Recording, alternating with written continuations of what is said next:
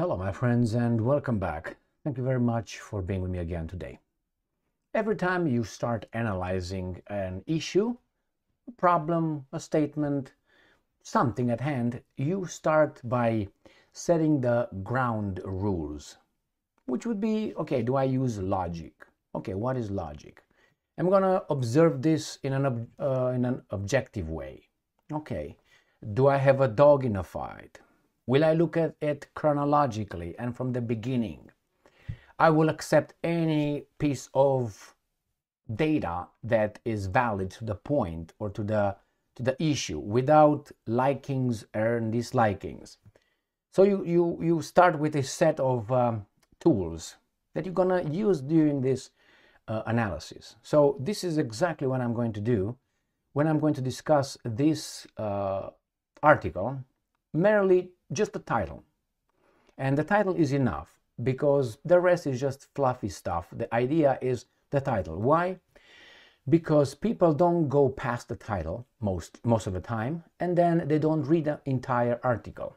If they read the entire article, they will remain with the beginning or the end, not with the center. This is how propaganda is made. In a book, when you read the book, you usually forget the center, but you remember the beginning or the end, or both. That's a, how should I put it? That's a fact, let's put it this way. So let me show you first what article I'm going to discuss. It's about Germany, right? Ukrainska Pravda, Germany, Ukraine, but I'm going to analyze it by setting some rules, okay? So here is the article. Scholz, this is the Chancellor of the German Federation, is it Federation? Says Ukraine and Germany are close to agreeing on security guarantees. All right. Now let's start. I'm going to go to make 2 points. I'm going to make 2 points. One, oh, that's victory from V.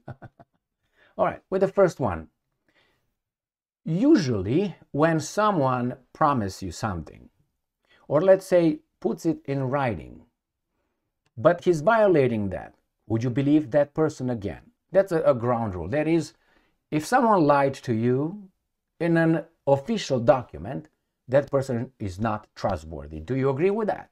Yes, yes, yes. Okay, so that's one ground rule. Germany is close to agreeing on security guarantees. Security guarantees to whom? To Ukraine. Let's destroy this. Germany is not a trustworthy country. Oh, woo, whoa, whoa, whoa, whoa. Ein bisschen, just a little bit, wait a second, okay? That is this. Do you remember the Minsk agreements? Do you remember them? No, yes, what are you talking about? Let me tell you.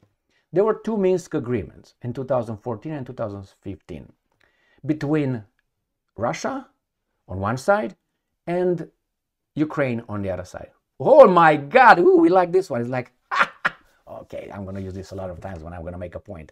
So let's try again. Russia, Ukraine, and in between, ooh, I'm like a child. Yes, I got this one. And in the middle were what? Poland, France, and Deutschland. Deutschland über Paparapa. So there were 3 countries that signed as being the guarantors. That means they promised that they will make sure their side of the deal, which is Ukraine, will implement the Minsk agreements. They didn't.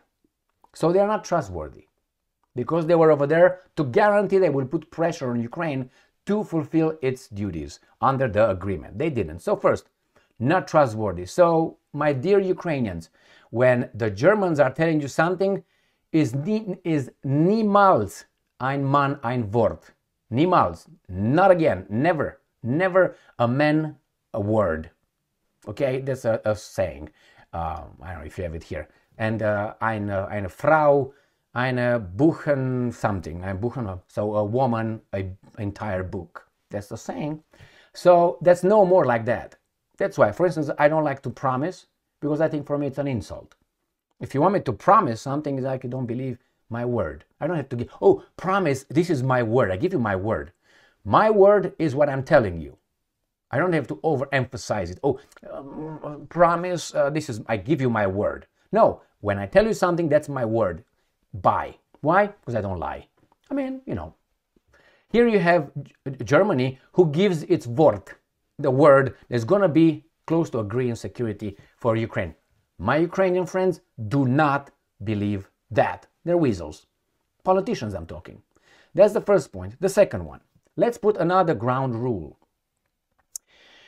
If one country declares war to another country, who's the aggressor? I think the answer is clear. The ones who declares war on a country is the aggressor, especially if the other country did not attack that country, correct? So let's say is right here and you. I don't attack you and you declare war on me. That means what? You are at war with me. You're going to hurt me. I didn't do anything directly with you. But you know what the problem is? This guy did something to me. And you declare war on me. I didn't declare war on you. I have a problem with this guy. So when you declare war on me, you're the aggressor towards me.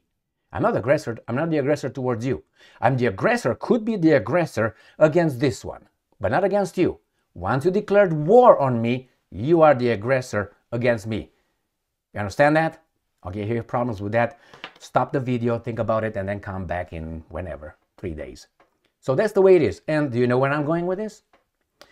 Okay, I give you 3 seconds. 2, 1, Poland. Poland, 1939. I'm not trying to, I'm not trying to blame anybody. I'm not trying to absolve anybody. So I don't want to absolve the Germans and I want to blame the British. But let me give you the history. It was Poland, right here. It was Germany. And they had a problem with the Gdansk corridor. Gdansk was a region by the Baltic state that was given, after the First World War, given to Poland, that was newly created, recreated as a state. Poland did not exist since, what, 1794. 1794. They were dismembered. And then after the First World War, actually, the Germans, during the First World War, created the Polish kingdom again. Yeah, I made a video yesterday on the Russian history. You can go and check it out. So it was the Germans that recreated this. And after the First World War, Poland was recreated. The Germans somehow lost the war. Why do I say lost the war? They didn't start the war. But if you ask anybody who lost the war, the First World War, it was Germany. Why? Why not Austria and Hungary? Those were the initiators with Serbia. What are you talking about?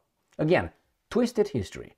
So we have Germany and we have Poland. The Germans, Adolf came over and said, crazy as he was, hey, let's talk about it. Gdansk is about 94% or 99% German population. You remember? No, don't think of Putin. Think about the United States of America and Texas, okay? And the Mexican-American War. That's prior to Putin's blah, blah, blah. There are many in between, okay? Putin is a Johnny-come-lately, if you want to take it that way, and claiming that, hey, those are my people, it's a majority, I will take over, okay? Before that was the Germans, before that there were the Poles, before that were the Americans and many others, okay? Doesn't mean it's right. But if you consider it wrong, then you should look back and consider the other ones wrong as well. So, Germany, Poland. Germany, Adolf told the Polish government, hey, let's discuss, let's negotiate. Yeah, let's do this. The Poles had security guarantees, guaranteed by the British and by the French, that if Germany attacks them, they will attack Germany. Germany did not attack Great Britain. Germany did not attack France. They attacked him by declaring war. When I declare war on you, that means I'm the one I'm ready to punch you in the face. Now, did the Germans attack the French militarily? Well, why don't you look into history? So let's go to this one. So it was between Germany and Poland. The Poles had no reason, because it was Great Britain and France behind them, to negotiate in good faith. But the Germans did not know that, until they gave him an ultimatum and they said, no, we're going to take it, fuck you. Ribbentrop-Molotov is a different story, which is later than the Polish government with the German government understanding that took part of Czechoslovakia. Poland took up north part of Czechoslovakia when the Germans invaded, took the Sudetenland, and they took everything else. The Poles intervened, The same thing as the Soviets did. When the Germans invaded Poland, the Soviets invaded from the east. The same thing happened, look into history. When the Germans got to get their Sudetenland, and they didn't stop to that, the Poles intervened. They had a pact. Intervened and took a little county. They say, oh, it's ours. It's our people over there that we're going to protect.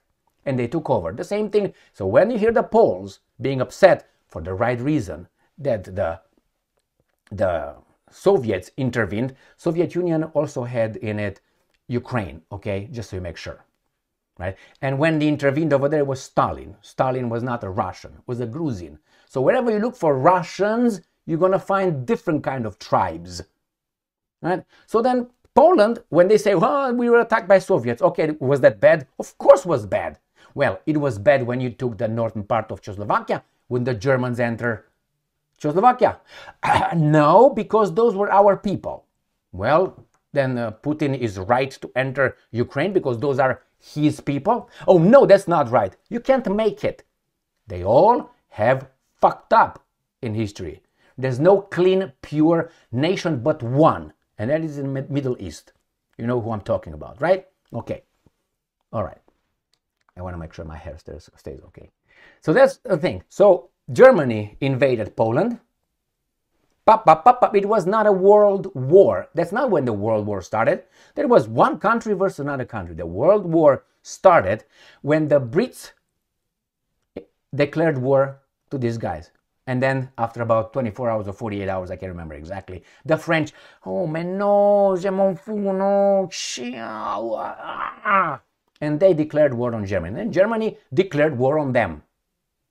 So we have here Germany, again, providing security guarantees, or working on. The Brits already signed with idiot Sunak, the Prime Minister of Great Britain. He showed up in Kiev, remember, about 2 weeks ago, weeks or something, and he signed a kind of, not security guarantee, security plan, something like that. Now, substitute Ukraine for Poland, and Russia for Germany. France for Germany, what do I say? Ukraine is Poland, Russia is Germany, Germany is France, and Great Britain remains Great Britain. What can you see over there? Only one country remained the same and on the same side of the two equations, and that's Great Britain. Makes you think a little bit? How come? Everybody else switched. Germany became, France, because it just gives guarantees to Ukraine like France gave to Poland. Great Britain remains Great Britain because gave guarantees to Poland, remains the same as right now gives guarantees to Ukraine. Russia now is Germany. Got it? So then my question is, are we going to go again to September 2nd or 1st of September 1939? Be careful, because these guys have nuclear weapons. It's not like the Wehrmacht with Luftwaffe and SS Waffen and blah blah blah. These guys have nuclear weapons. All right, my friends, that's just a thought. Germans cannot be trusted, the government, and they are doing the same thing they did before. Where do you think can end? We have to learn from history, can we? Shouldn't we? Anyway, thank you very much for being with me again today. Stay strong, stay smart, look for the truth, and be just.